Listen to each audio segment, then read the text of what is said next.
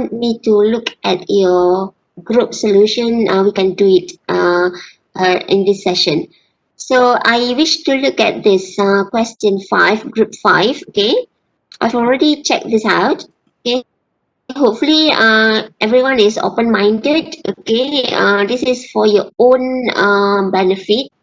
Okay, so hopefully this group is okay if I share with everyone.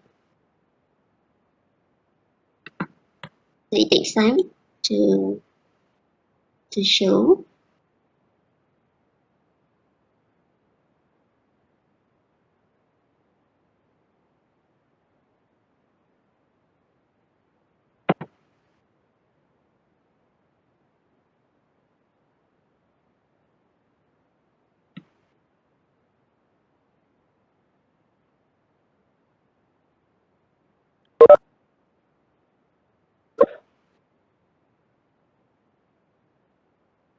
Okay, this is group 5, Jacob's group. Is Jacob here? Jacob? Let me see. Okay, Jacob. Where are you, Jacob? Ho Chun Kit, Tan Yi Ting, and Anastasia. Okay, Jacob, you're here. So hopefully you're okay. If I suggest or give feedback on your group solution, is it okay, Jacob? Yes. Okay. So hopefully you are recommended. Okay. So let me make it bigger so that you can see the writing clearer. Yeah. Okay. So this is on question 5. If you do have the question with you, you can look at the question. Well, the question is asking about. So if you look at here, how do you know it is chapter 4? Okay. Well, for chapter 4, you have to do the test at a level of significance. So if you look at here, can we conclude that there is similarities in terms of variability at significance level alpha? So the word significance level here give you a hint that this is chapter 4. Okay, so you have to do the testing. Okay, when you know this is testing, then you have to identify what is your H naught, what is your H1, your null hypothesis, and your alternative hypothesis. So in order to write the hypothesis, then you have to know what is the parameter that you want to test. Okay, so here look at the question again. If you notice how I go through the question, I don't look at the details yet. I go to the question directly. What the question wants. Can we conclude that there exist similarities in terms of variability? Variability. That is the keyword, isn't it? So what measures variability? Is it the mean? No. Is it the proportion? Of course, no. And what's left? Variance. Variance measure variability, isn't it?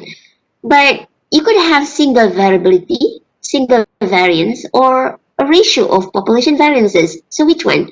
Here you are comparing two variabilities. So this must be a test on the ratio of population variances. You want to see whether um, the first variance, okay? So if you have like two different mixtures, so you have the variability of different mixtures. So suppose you have the first and the second, so you have mixture 1 and mixture 2. Okay, so you are comparing whether the variance of the first mixture is the same as the variance for the second mixture.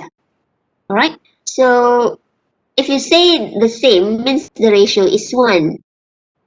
Is 1, the word is, okay? Or there exist similarities. Alternatively, there could be no similarity, isn't it? So in that case, it gives you an idea how to write down your H0, H1. So you have under H0 equal, under H1 not equal. Okay, from this word.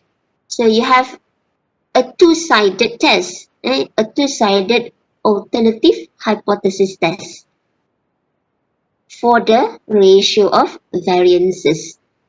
So when you know the parameter of interest, then you know what next. Okay, so that will influence you how to write your decision rule. So decision rule involve F-test. This is the only choice of test statistic you have when you want to test the ratio of population variances. Use F-test. And since you have two-sided test, then you have to have two critical values on the left and on the right. So your alpha has to be divided into two. Okay, so you must know how to write the left critical value and the right critical value. Okay, so let's look at the solution given by your friends here. Okay, so the H0 and H1 is correct. Okay, H0 and H1 is correct, and then you have to right after you write down H0 and H1. Okay, then you have to supply the rejection rule. Okay, rejection rule, but this is not enough. You have to write down the value of the critical values here. And what are the critical values? Okay, writing the formula only is not enough. Okay, but it drives you to write the correct decision rule and then find the critical value. So this step is very good. And from this group, okay, first uh, they identified what is the parameter of interest they want to test.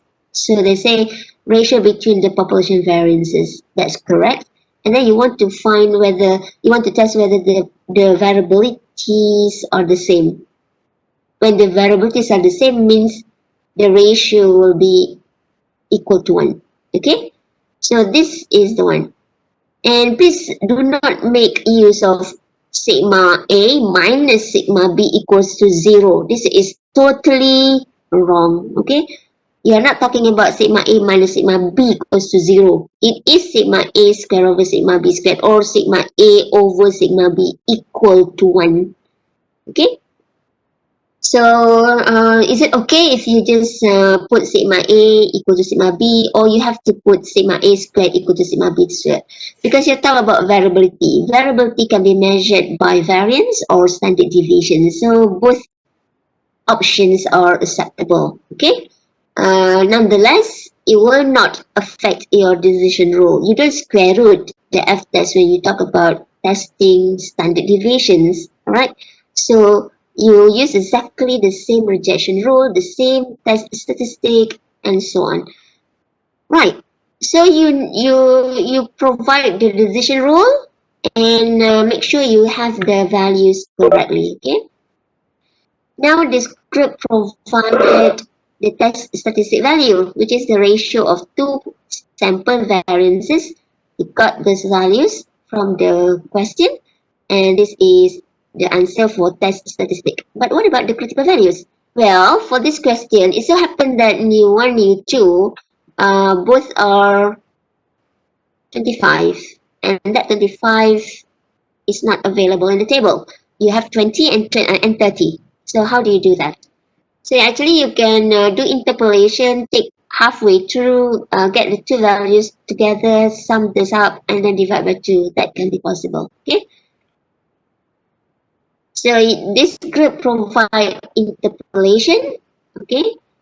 So they got a value, and for the second one here, this one is A1. I believe this is A1. So that is directly available, but by interpolation, you have 2.33.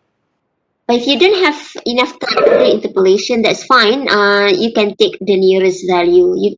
Either you can take 20 or 30, whichever one is possible. That is acceptable. Okay. But if you can give like more accurate value like this, that will be more acceptable lah. But in case you have this kind of question, then you can get to use the nearest value. Okay, that's the first one. And what about the left critical value? The left critical value, you have to have like 1 over F0 0.025 Newton. So you have if that is 2.33, then this has to be 1 over 2.33, isn't it? 1 over 2.33. Okay, so I'm not sure. Okay, so you got this value. So I believe this is the left critical value, right? Calculated by this group. Okay, so this is the main point. You have the critical values, all right, and then you decide whether the f-test statistic, okay. So I said just here, just find the two critical values and check if the test statistic f-test lies within the acceptance region or in the critical region. This is what matters. Okay. For this question, sometimes some students find it quite difficult to digest, but actually it's very straightforward.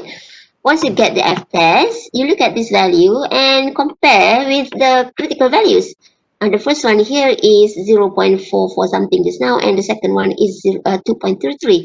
You just want to see whether that 0.8388 is less than this or greater than 2.33, or is it in between the two values. That's it. Okay. So what you do, find here that 0.833 0.8388 in this case is obviously in between these two critical values, right? You agree with me, guys? Hello? Guys, are you with me or not? Yes, yes, we hear you. Yeah, Yes. So do you agree 0.8388 is between these two values? Yes. You agree, right? So if that value f test is in between these two values, then what do you say? You don't reject, right? You only reject if it is lower than the lower critical value, or if it's larger than the upper critical value. Okay, so in that case, then you can conclude there exist similarities, okay, because you don't reject H naught. So you have to put don't reject H naught. Is there any? Okay.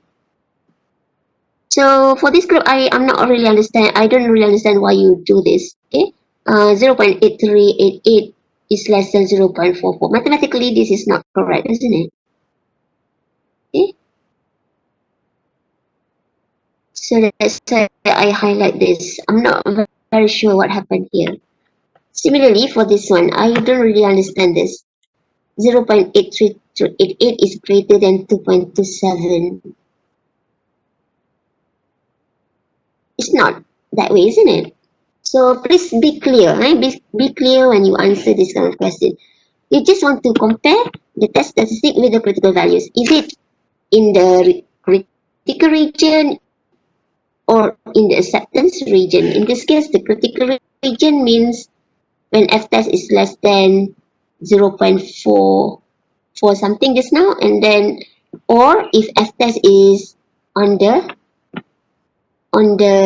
right-sided critical region, which is f-test greater than 2.33.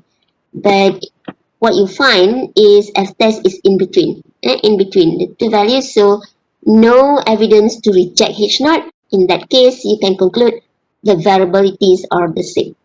So you can conclude this. Okay. All right. So this is the first one. So be clear on this part. And the second one. Okay.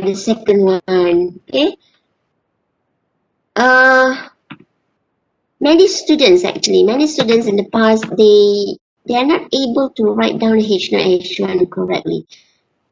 If you notice in the videos, I always highlight what is the hint, what is the keyword for constructing H0 H1.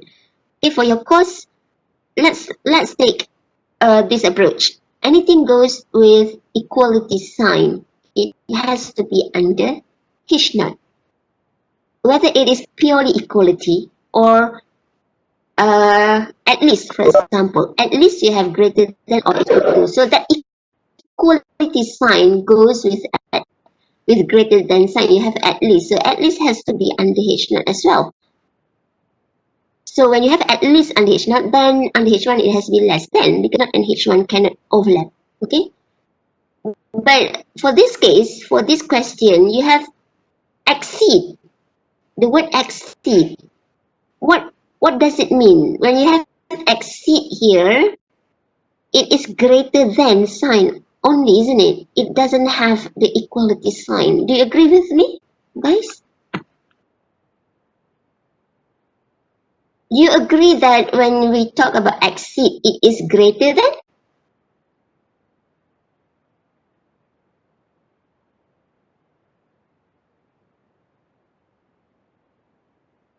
Okay, so Fiza, Khairi, Iqbal. Okay, you agree with me. Greater than, right?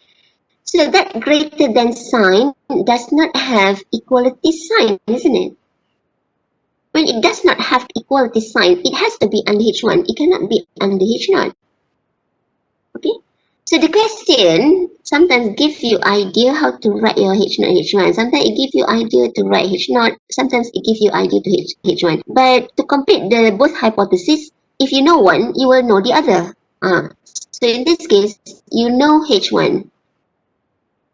Okay, you know H1, but of course you have to know what the parameter you want to test in this case. Okay, so in this case you want to test, can we conclude at the level of significance alpha that the abrasive wear of material A exceeds that of material B by more than 2 units? Okay, so of course it does not involve testing variance, okay, because it doesn't mention about variability and so on.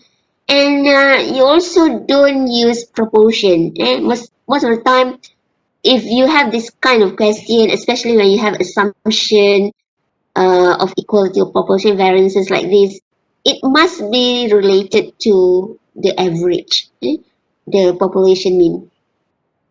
So you want to test whether mu A exceed that of mu B by more than, so exceed by more than 2 units. Okay, so this must be H1. Okay, so what happened here? Your friends group here, exceed.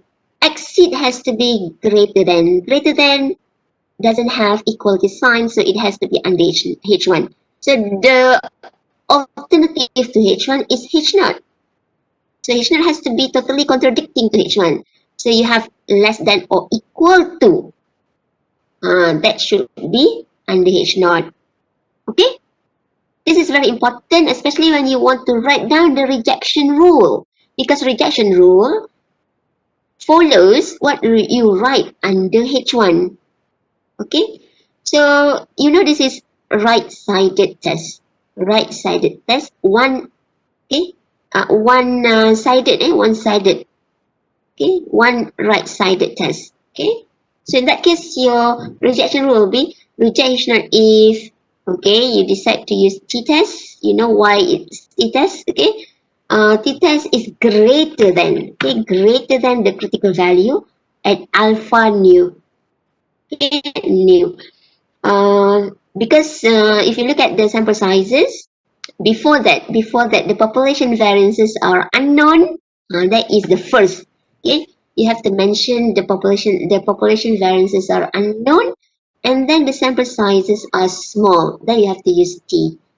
And to use nu here, you look at the population variances assumption. So you have the population variance assumption which are equal. Then in that case, you can use the simple formula for nu, which is n1 plus n2 minus 2. Okay, so all those stuff are actually giving you information. Okay, what to do next. So it has to be right-sided. So rejection rule will be reject H0 if t-test is greater than t alpha nu. T alpha nu here is t alpha is 5%, isn't it? Alpha is 5%.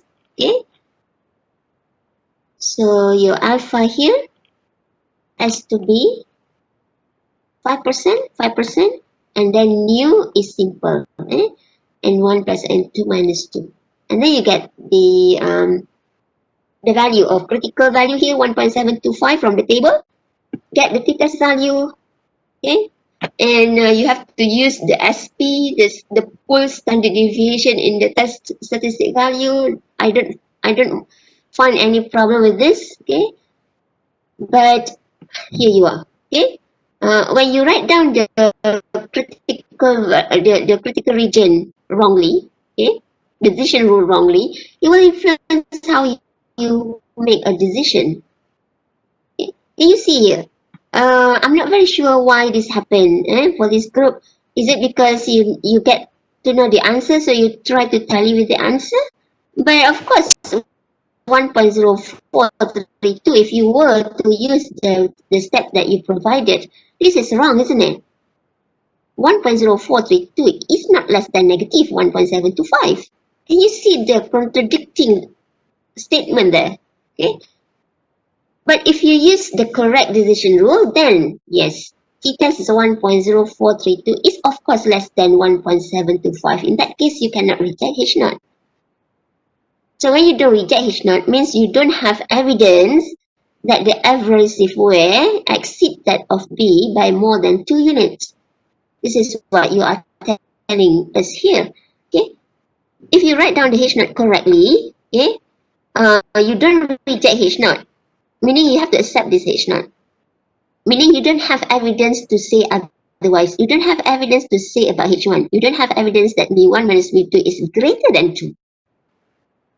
Okay, hopefully you get the idea, right? And another thing that I want to highlight here, if you write like this, obviously what come out here will be mu1 minus mu2 at least 0. Sedangkan the value given in the question is 2. So you have to write down the statement correctly as well. Okay? And it so happened this group put 2 here.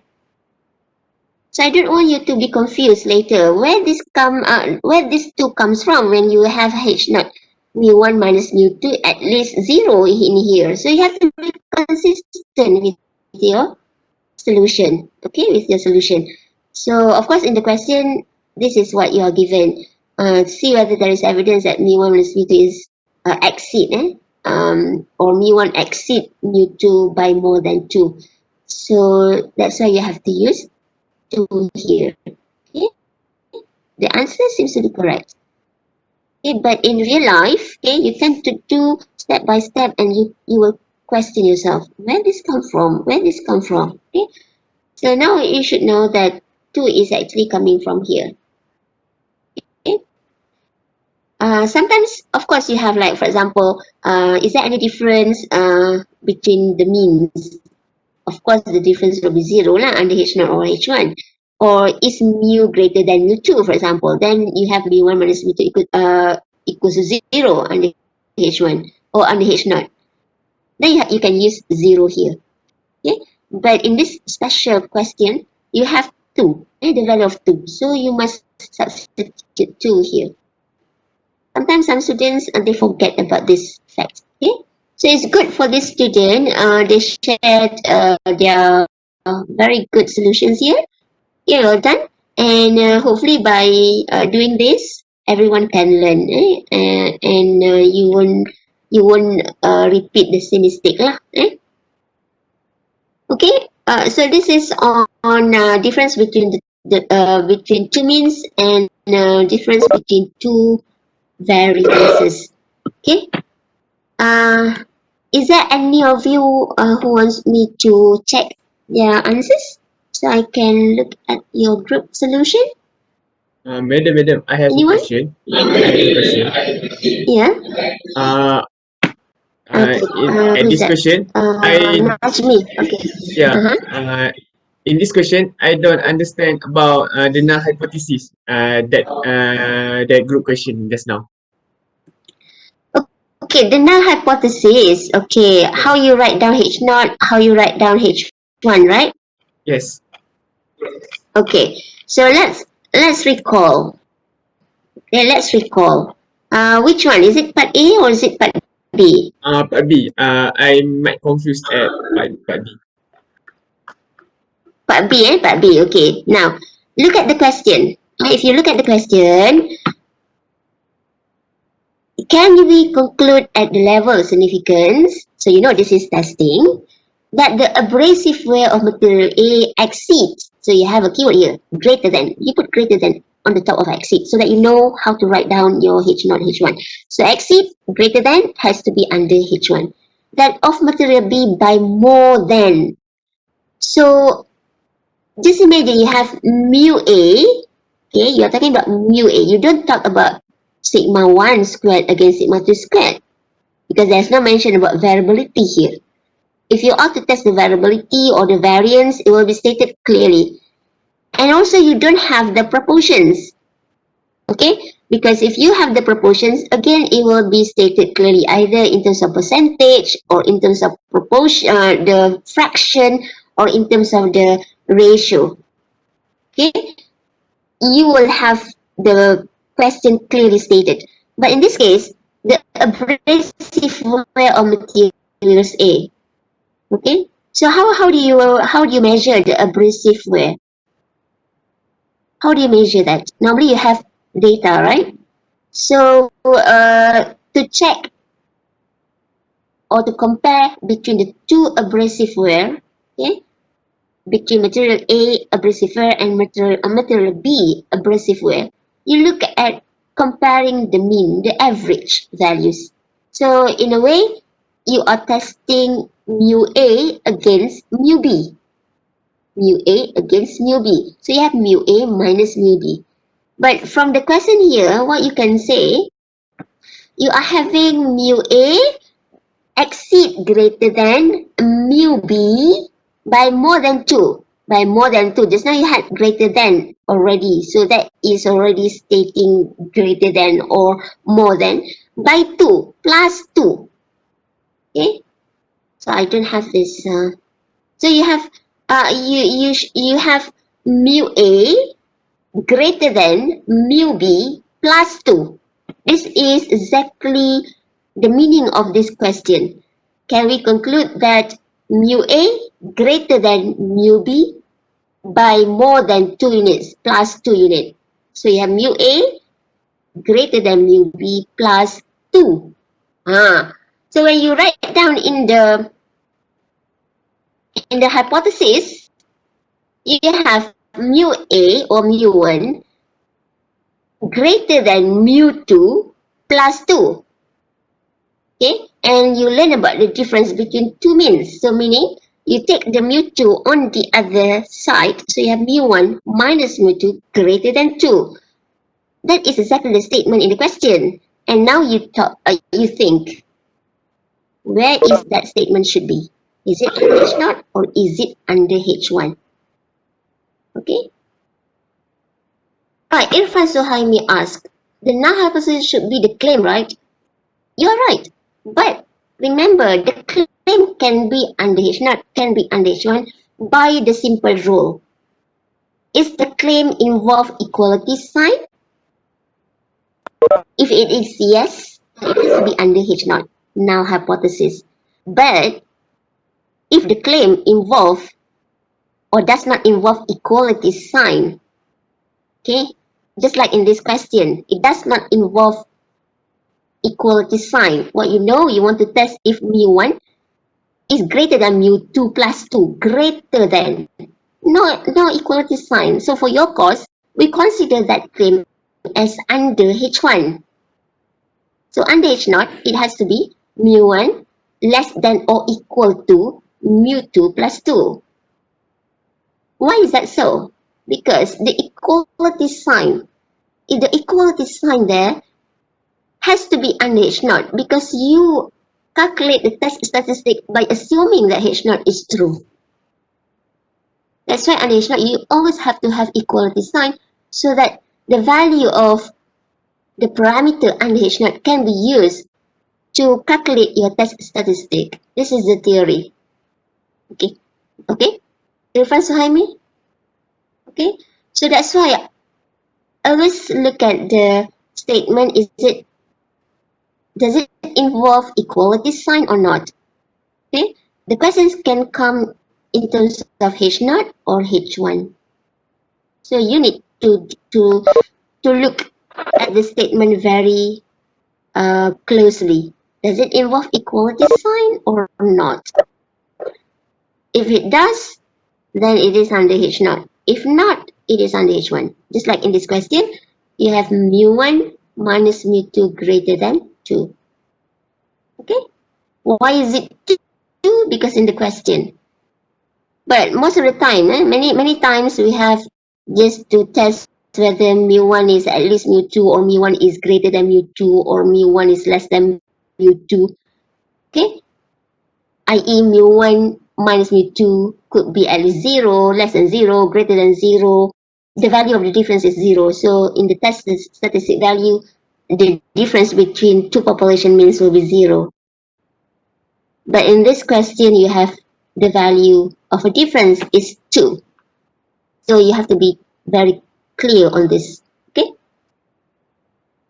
So Afiq Najmi, is it okay with you? Okay, Doctor. Understood. Okay, good. All right, very good. Any other question that you want me to address? Doctor, is that mean that I mean the question stated that more than or less than, meaning that it is using the equality equal to, it should be in the category of H0 automatically.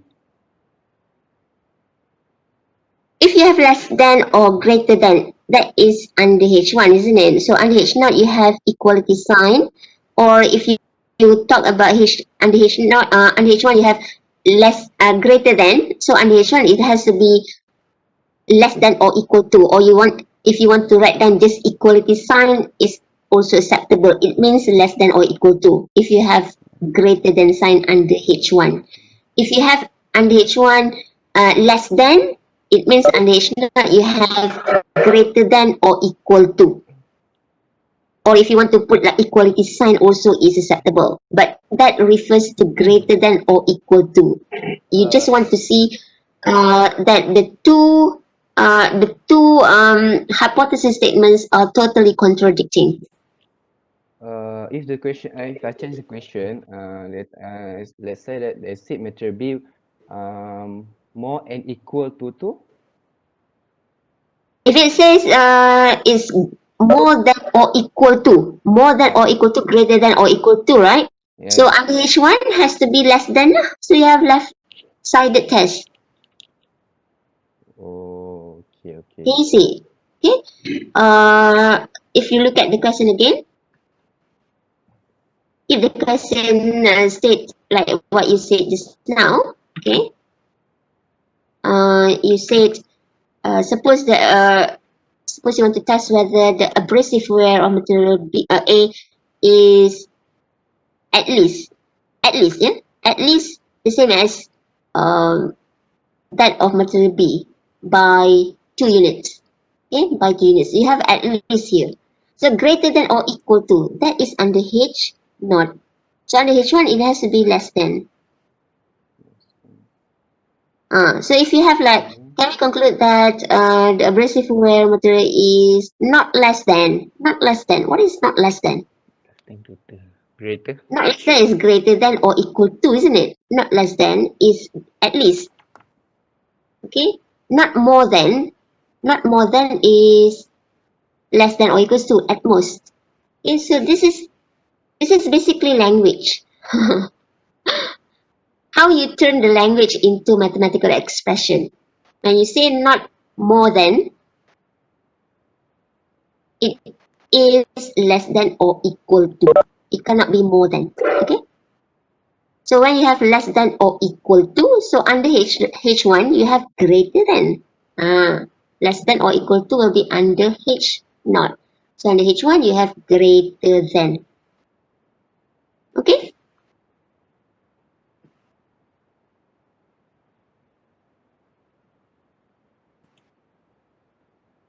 So is there any question that you want me to address? Or you want to have a break for a while? Then we come back again after 10 minutes break?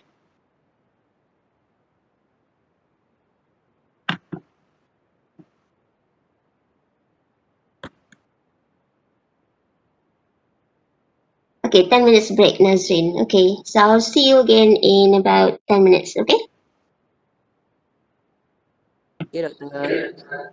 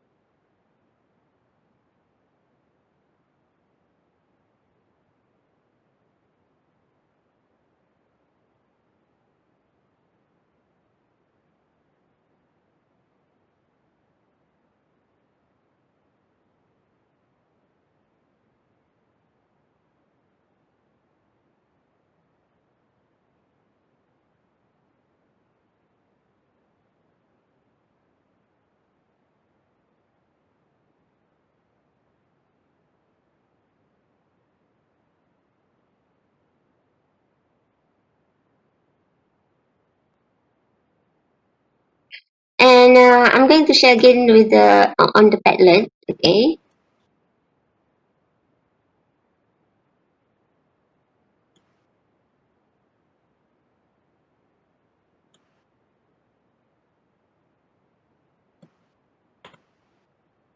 Okay, we proceed with the feedback in this supplementary exercise chapter 4, solutions. So I like to look at Neo's group solution, okay?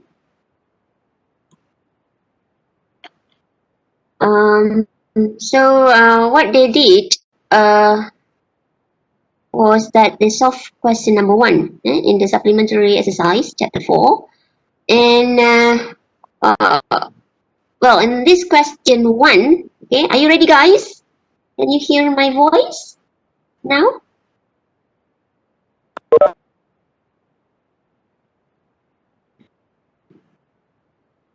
Yes, okay, thank you, Hakimi. Right, so if you look at the question here, the deflection temperature, okay, under load for 2 different types. Again, you are comparing 2 parameters here, okay. So what you have here, 2 different types of plastic pipe is being investigated, and then you have 2 samples, okay, 2 samples. So these are samples with size 8. You know, size is the sample size here. N1 is 8 and N2 is 9. And the deflection temperature observed were recorded, okay, in degrees Celsius. Now assume that the deflection temperature follows normal distribution. So this is a very strong assumption. And for this course, we always assume this assumption of even from chapter 3 onwards. 3, 5, 6, and 7. Anytime you have the test, although it's in estimation or in testing, chapter 4, in chapter 5, and then in chapters 6 and 7, we always make this assumption where the data comes from normal population or a normal distribution. Now, a technician claims, so you have a claim here. What is the claim?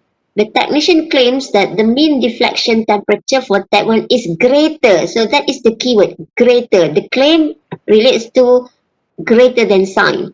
Okay, so you have inequality which does not come with the equality sign. So the claim has to be under H1 in this case. Okay, greater. So you have mu1 is greater than mu2. That is the technician claim. So you know your parameter is mu1 against mu2. 2 population parameter related to the means. Okay. So now is there any sufficient evidence to support the claim?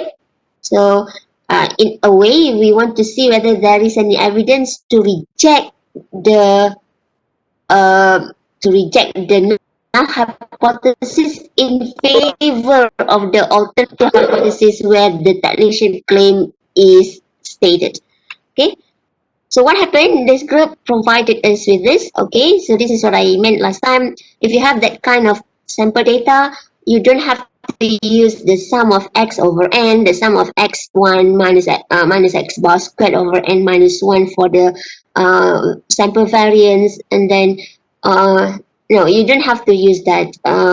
Okay, you save your time and make use of your calculator directly. So from your calculator, you have x bar 1 values, x bar 2 values,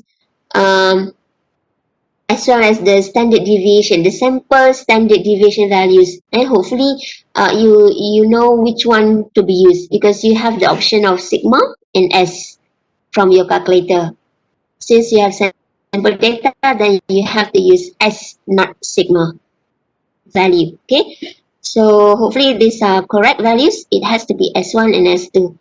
Okay, and it's good from the question you can highlight. Okay, before you choose your case, you know you have 5 cases when you want to test mu1 against mu2. So which case you want to use? So you provide the information based on your data. What do you know? Okay, first you look at the population variances. Are they known? And from the question, of course, you don't know the values of the population variances. So state, okay, the population variances are unknown. Okay, and then only you look at the sample sizes. Okay, if the population variances are known, you don't have to worry about other things. Okay, straight away, case 1, which is using z-test. But when you don't know the population variances, then only you look at the sample sizes. And in this case, your sample sizes are small. So you have to use T. Okay, you have to use T. So for using T, you have to consider further 2 cases. Do you have to use T where nu, the degrees of freedom related to the critical value, should be the simple one or the complicated one? Okay. So in here, you don't have any assumption stated. If you look at the question, no mention about the equality of population variances. No statement about that equality of population variances. So if that is the case, then you assume the variances or the population variances are unknown, and this is exactly provided by this group. Very good. Okay, so you assume the population variances are unequal. Okay, if they are equal, it will be stated clearly. Okay, because the equality of population variances assumption is a strong assumption. So if there exists the assumption, we will state. But if we don't state, then you can assume the population variances are unequal. So this is exactly what this group provided us. And that is very good. Okay, so when you know this is so, okay, then it will involve nu for the critical value, which is complicated. Not straightforward nu. Okay, but you don't have to worry. You do have this formula in the formula list. Okay, so you substitute all these values, and then obviously you will get a real value. But when you want to refer to the table, then the new value has to be integer. So what happened? You have to round this value off to the nearest integer. Okay, then only you can find the critical value associated with this new 13. Nu equals to 13. The degrees of freedom equals to 13. Okay, very good from this group. And only then you can write down your rejection rule or decision rule. Reject H null if t-test is greater than t alpha nu. So you have one-sided test on the right. Why do you say that? Again, look at the question. greater than, I mentioned just now, greater than, you don't have equality sign with that. It is purely greater than. It is one-sided on the right. Okay, one-sided on the right. So you can mention here mu1 is greater than mu2. That is exactly the technician's claim, and that should be under H1. Why? Because you don't have equality sign coming together with that statement. Okay. So the alternative to H1 has to be H0, isn't it? So H0 has to have the equality sign. So either you want to use equality here, or if you want to be very sure, that equality means less than or equal to. Less than or equal to. Totally contradicting with H1. Okay? But if you want to state mu1 equal to mu2 only, that is fine. Okay, that is fine. So this is how you design your hypothesis statements. Okay?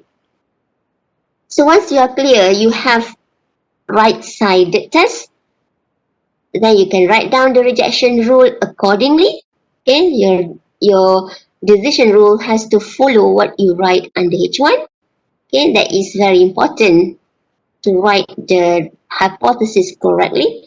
So you have one side on the right, so compare your test statistic, in this case is t-test, compare that with the right-sided t critical value, which is t 0.0513. You get that value from your table. And next is to find the t-test. So the t-test has to involve S1 squared and S2 squared individually, because you know the variances are unequal. The population variances are unequal, so you cannot use the pool variance here. You have to use the individual sample variances. And notice the difference between mu1 and mu2 under H0 is 0, isn't it? Mu1 minus mu2 is 0 for this particular question. So that's why you have this difference equal to 0. Okay? And be careful when you write down your x bar 1 minus bar 2. Okay, it has to be consistent with your writing. If you put like mu1 minus mu1 first followed by mu2, then the sample means has to follow as well. So you have x bar 1 minus bar 2. Sometimes the question is asking about mu2 against mu1. So you have to have x bar 2 minus x bar 1. Okay, so be very careful and be consistent with your answer.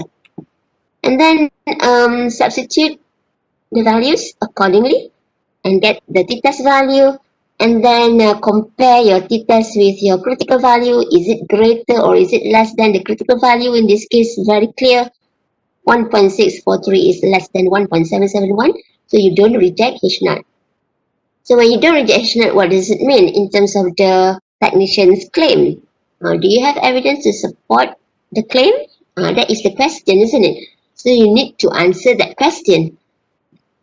So here the group conclude no evidence that mu1 greater than mu2, and that is correct. Okay, it means that no significant. The mean from type 1 is not significantly greater than that of type 2. So that's fine. This is acceptable. But if you are smart enough, you look at the question actually, and from the question you can reuse the statement. The question is asking, is there a sufficient evidence to support the claim? When you do reject H0, meaning you don't have sufficient evidence to support the claim, isn't it? So you can reuse the statement. So I provide alternative statement. No significant evidence and alpha equals to 0.05 to support the technician's claim that the mean deflection temperature for type 1 is greater than that of type 2.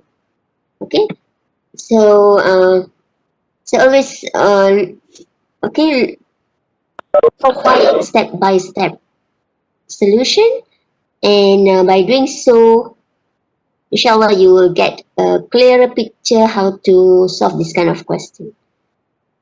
Are you okay, guys?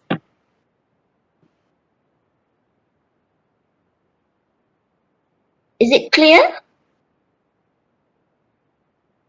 Yes, okay. So, do you have any question that you want me to address? Okay.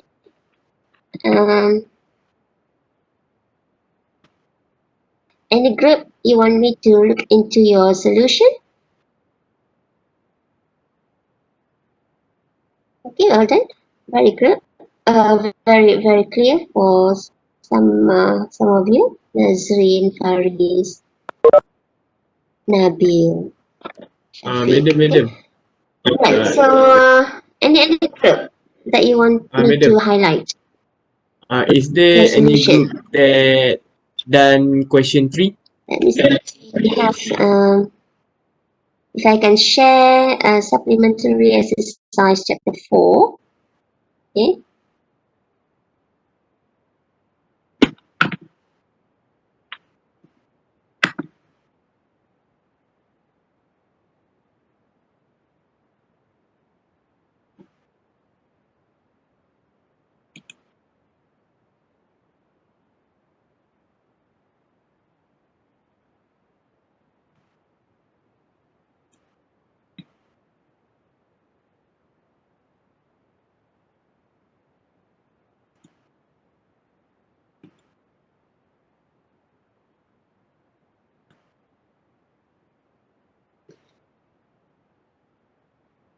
Okay, if we can go through the questions very quickly. Okay. For number 2 here, what do you want to test? Okay. You're talking about the technician suspects that a soft drink filling machine has a problem. Okay, that is his suspicion. If the machine is in good condition, the machine should have a standard deviation. So you have a standard deviation here. Okay, standard deviation. So that is the keyword, yeah, the parameter. And then another keyword, at most. At most. So at most means greater than or equal to. This this is to show that the machine is in good condition. Okay? So at most. So sigma has to be less than or equal to. At most means less than or equal to. Okay, less than or equals to 0.3, and that should be under H naught because you have less than or equal to. The equality sign goes with the less than, so that has to be under H naught. So under H1 you have greater than. Okay. Now the technician takes a random sample of 10 cans, so you have n equals to 10, and finds that the mean is 326 milliliters, so that is X bar. X bar. Why is it X bar? Because it comes from sample.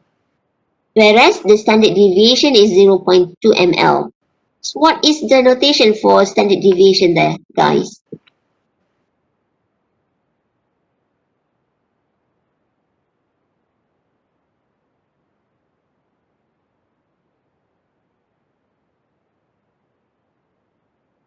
What is that?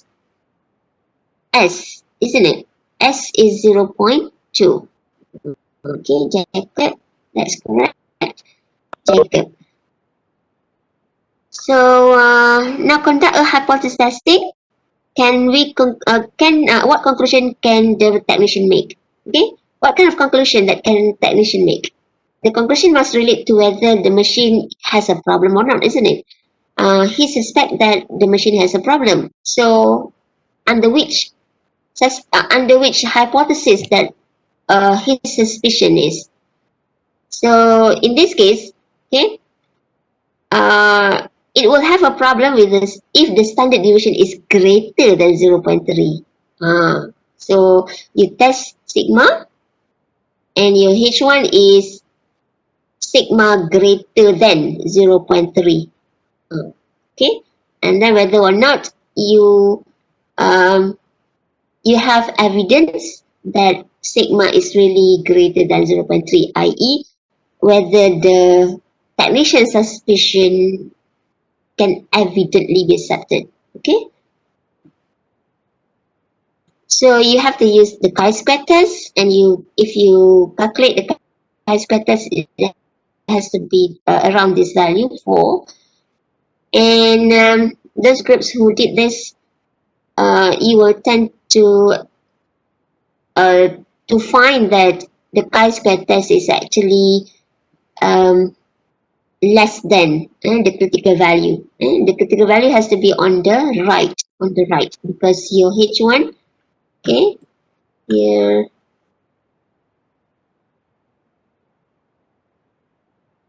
so here your H naught has to be sigma less than or equal to, okay, less than or equal to at most 0.3 against, so you have H1 sigma is greater than. So this is when the machine has a problem, greater than 0.3. So your rejection rule will be reject H naught if chi-square test is greater than chi-square 0.05 nu. Okay, so your nu here is 9. Okay, so we will see later. You can browse through the Padlet. Okay, see who did this question number 2. And I believe the chi-square test is less than the critical value. In that case, you fail to reject H naught. So the machine still is still in the good condition. So the technician has no evidence to suspect that the filling machine has a problem. Okay. So in that case, you answer this question. What conclusion can the technician make? So he can make conclusion that the machine is still in good condition because you don't have evidence to reject H naught, which suggests that the machine is still okay. Okay. Right. For number 3, what do you want to test? Okay. So here, if you look at number 3, it asks you about proportion. Proportion. Where is it? Do the data above provide strong evidence to indicate that the proportion, that is the keyword, the proportion of what? Of dissatisfied farmers. Dissatisfied farmers, okay? Exceed, the word exceed here also a keyword. Exceed 2%. But you have to be very careful. Number 3 here, if you read through from the beginning, sodium content in organic cornflakes depends on fertilization method. A new fertilization method has been developed.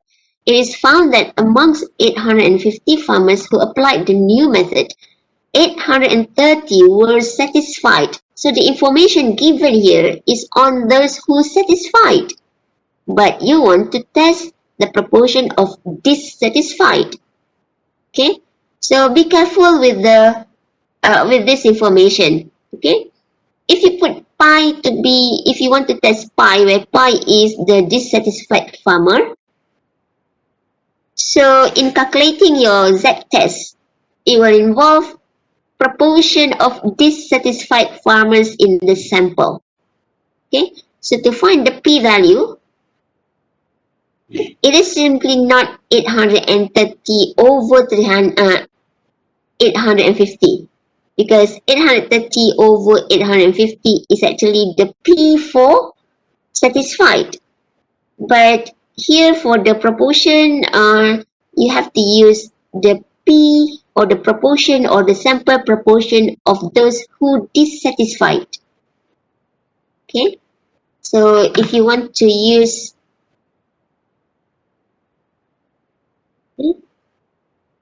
your H naught will be pi. Okay, pi. Okay, pi less than or equal to 0.02. Okay, less than or equals to, does not exceed. Does not exceed, has to be less than or equal to, and that is under H naught versus your H1 is when you have pi greater than 0.02. Okay, so you have right-sided test, but to calculate the z-test, okay, reject H naught if your Z test is greater than Z 0.01. Okay, so you get that value from your set table. But what is Z test? So Z test is, of course, your P minus pi naught. Pi naught in H naught is 0.02. Okay, divided by square root of pi naught, isn't it? Pi naught, which is 0.02 times 0.98 over n, which is 850. Okay, but what is P here? What is P? So P is not simply 830 over 850. This is what the students in the past tend to do, the mistakes. Okay, so the P here is the P of dissatisfied farmers from the sample. Has to be sample proportion of dissatisfied farmers. And from here, it has to be 20 lah kan? 20. Not 830. So it has to be 20 over 850. Okay. Once you get this value, you substitute in your Z test value and then get the answer. Okay. So this is what possible problems that you can have, where you are given information from different direction, and you are asked to run a test from the other angle. Okay, so here you are talking about proportion of dissatisfied. You want to test that proportion of dissatisfied, but you are given information from satisfied farmers. So you need to be very careful. Be consistent. Okay, be consistent in your answer. Okay, so that's number 3. Number 4, we are talking about testing a difference between two proportions. Okay, so here could engineer A conclude that both machines produce the same proportion? Meaning under H naught you have pi 1 or pi 1 equal to pi 2 or not. Okay, so in that case, to calculate Z test, it has to involve full proportion. Okay, so this is testing a difference between two population proportions. For this one,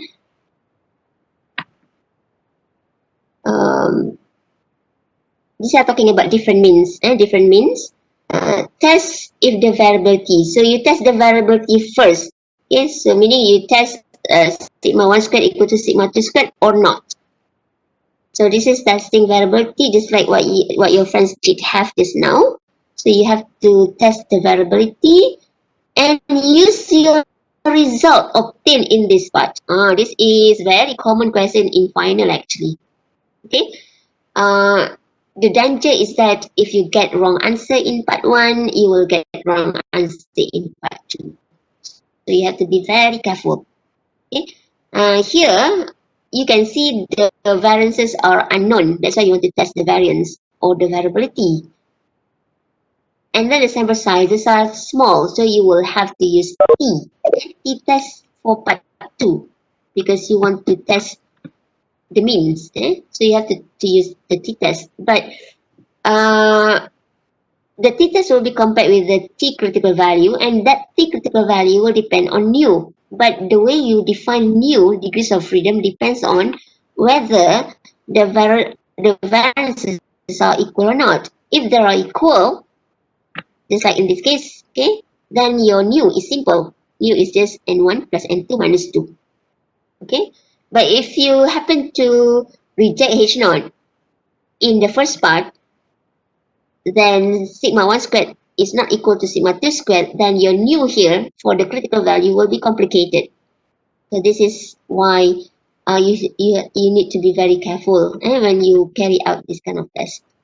Okay, and this is very common question in assessments, test 2 or in final. Okay, very good question in this one. For number 5, can we conclude that there exist similarities in terms of, so we did this now, okay? We did this also, okay? Exit, the word exit here.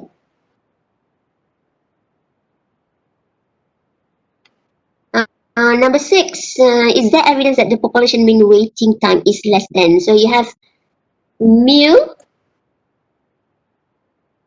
mu is less than 5 minutes, okay, less than 5 minutes. So you have a single mean, mu, less than 5 minutes. So so under H1 you have mu less than 5. So this is left-sided, and then you will compare with left-sided critical value. And here you don't have any information on the variance from population, and then the sample size is small, so you have to use T. Okay. Very quick, clear question. What assumption do you have to make in order to conduct this test? If you look at this question, there's no assumption mentioned anywhere, but in fact, you should have this assumption, and this assumption is very common. As I mentioned just now, the assumption that you can make use is that the population distribution is normal, and then you can conduct the test. A customer walks into the store during a lunch hour and asks a waitress how long he can expect to wait. Okay, so on the basis of the result in part A, help the waitress to answer the customer's question. Okay, so what happened in part A? You failed to read the H naught. What do you mean by failing to read the H naught? Means you don't have evidence that the mean waiting time is less than 5 minutes. So you have to advise the customer, on average, you have to wait more than 5 minutes, okay, or at least 5 minutes. You have to mention to that waitress. Okay, maybe your restaurants, these restaurants have many customers. So another customer walks in, you can help answer the waitress to answer the customer's question by saying that, well, on average, you have to wait at least 5 minutes for the service.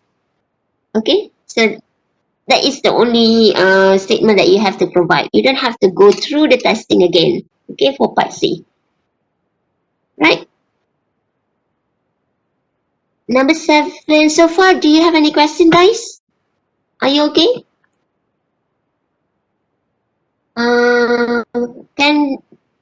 Madam, okay. Claim in the question always for H1 statement yet. Not necessary, Aiman Ramli. I already told you this one. Claim can be under H0, can be under H1, depend on whether you have equality sign or not. I mentioned this just now, okay? If the claim is with the equality sign, it is under H1, under H0. If the claim doesn't have any equality sign, many times the claim will not involve equality sign. Okay, for example, the claim says mu is greater or sigma is less. Okay, so the claim most of the time is under H1, but at times you can also have, say, the claim says mu is at least 30, for example. At least you have greater than or equals to, so that claim has to be under H0. Okay, so hopefully Aiman Ramli can digest what I'm saying. Okay. Muhammad Hakimi asked how we conquer the question of to find the null and alternative on question 20A. 20. Okay, so we skip number 7, we go to 20. 20A. Let me see.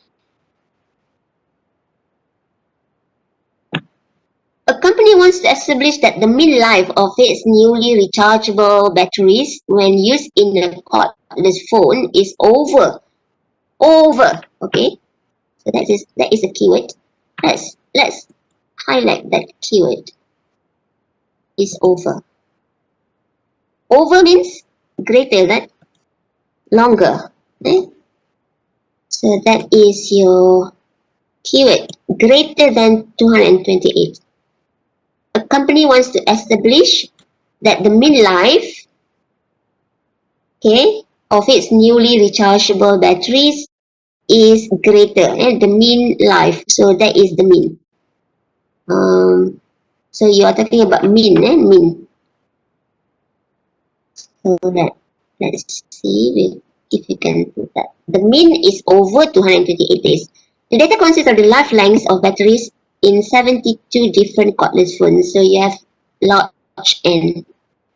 So formulate your now and alternative hypothesis. So anything goes with greater than, it has to be under H1, others will be under H0 when you have equality sign. Okay. So of course you know how to write this down. Okay. So H0, you have mu. If you want to put like equality sign or less than or equal to, is okay. So to 228 days, whereas your H1 has to be mu greater. This is the companies. We can say company's claim, or this is what the company wants to establish. Mu, the mean life is greater than 228 days. So that is your H0 H1. Okay.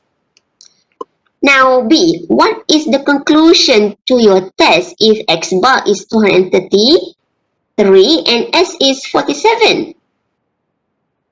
So what's the problem with this?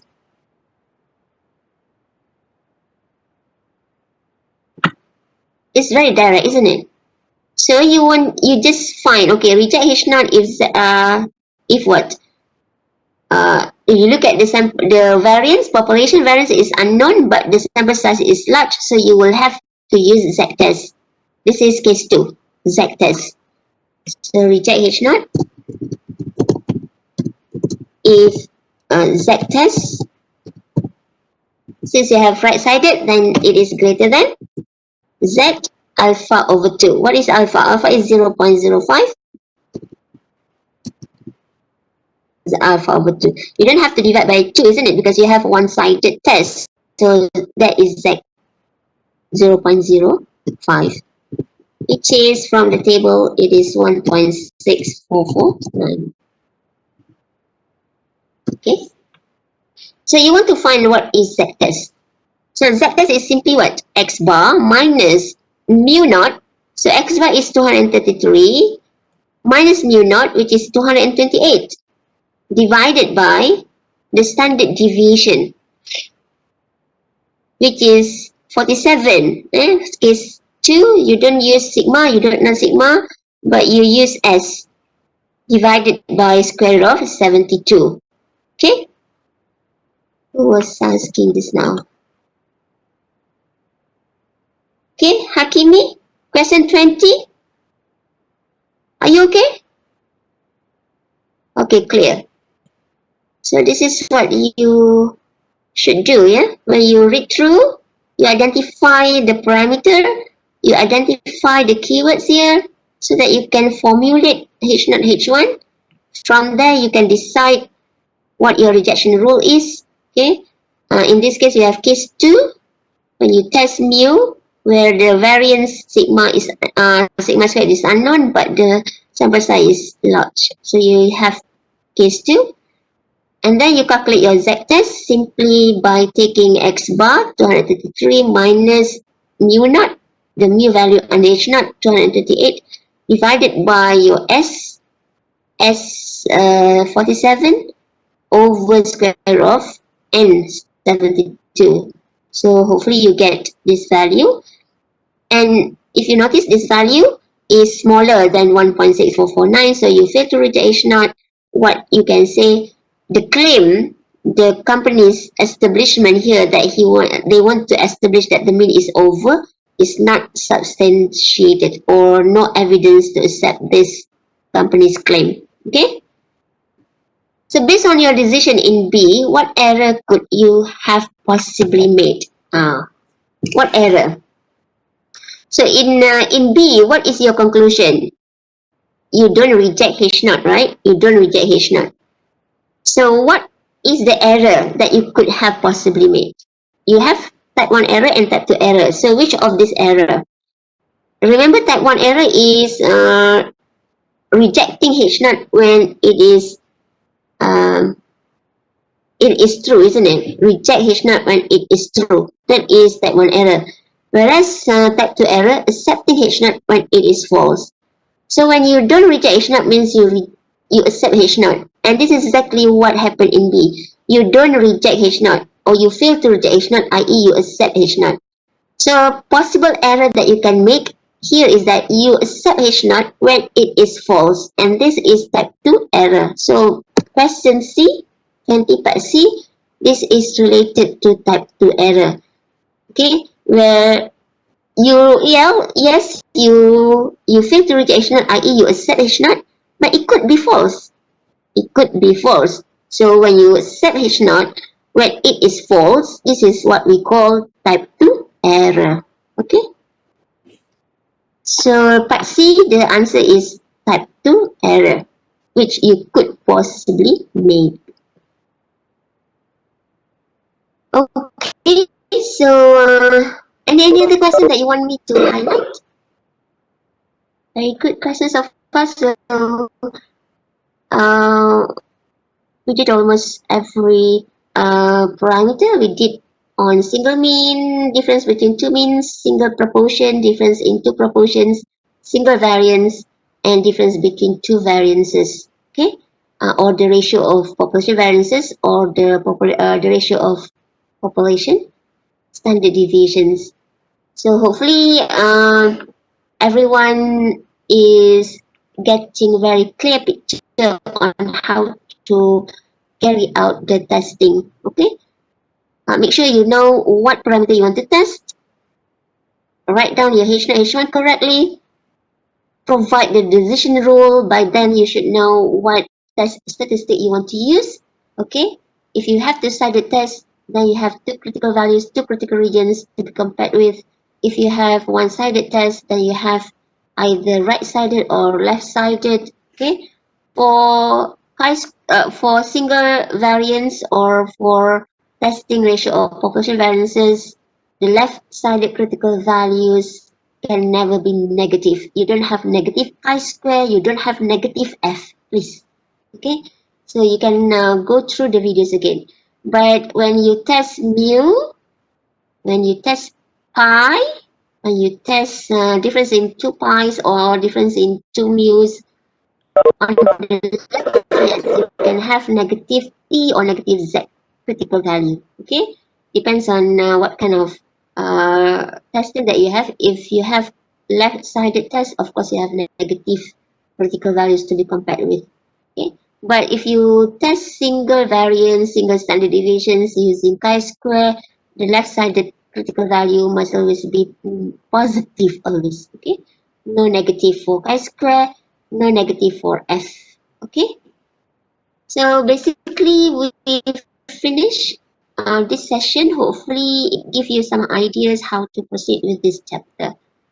Okay guys, so you can visit the Padlet from time to time. Even for chapter 3, I already provided some feedback, so you can go through, visit the Padlet and learn from there. Look at how your other friends from other groups are solving the questions, and you learn if there is any mistake. Hopefully you don't repeat the same mistake, or you can improve, and you can improve your solution. Okay, so thank you very much for today. I'll see you again next week, inshallah. Thank you very much everyone. Assalamualaikum warahmatullahi